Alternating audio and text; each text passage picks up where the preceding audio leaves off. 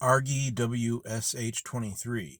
You mentioned online that when you hear anything having to do with blood, it makes you feel weak in your body for some reason. I would try what I've generally recently have called exposure therapy. They also used to call it desensitization therapy. Either one. Desensitization is a good explanation for it too, but that is that you take total control of this therapy. And what you do is you very slowly, very subtly expose yourself to whatever it is that you fear.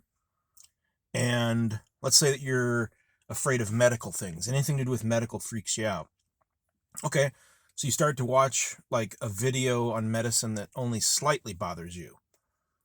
Or if it has to do with blood, they're talking about blood, well, watch a video that's slightly talking about blood, and then it'll get you to the point where you're starting to get anxious and anxiety and nervous, and just hold that for a while.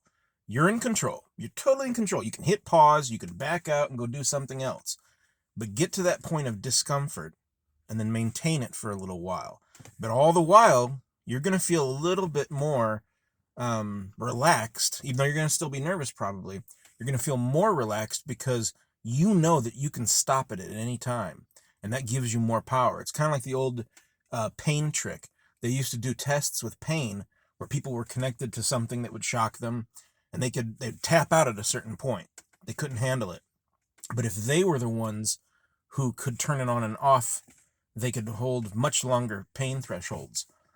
So when there's something you fear, whatever that fear is, if it's best to not fear it.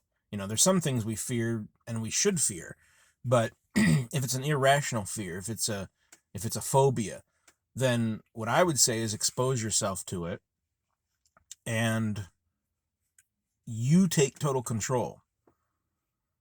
And so what I've done is, like, I'll expose myself to it, but I have a means to get out of whatever it would be. And you get to that point where you're starting to feel nervous, it's starting to bother you, and you know that you can back out, but you don't, and you maintain it. And it's kind of hard, but you just do it. Have a strong will.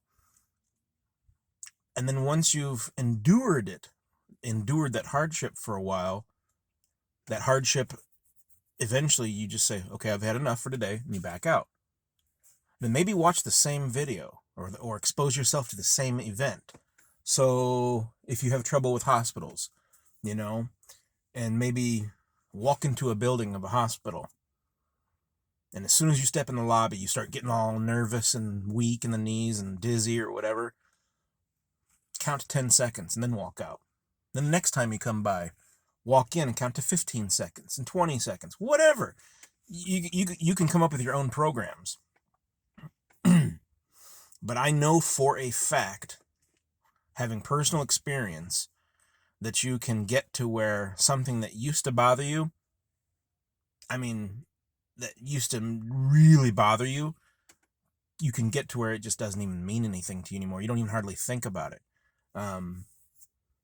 So something like with blood, you could get to the point where you could watch something that was a full surgery and it wouldn't bother you in the slightest. But it takes time of progression, of exposing yourself, and then when that no longer bothers you, when you feel fairly comfortable with it, increase the exposure.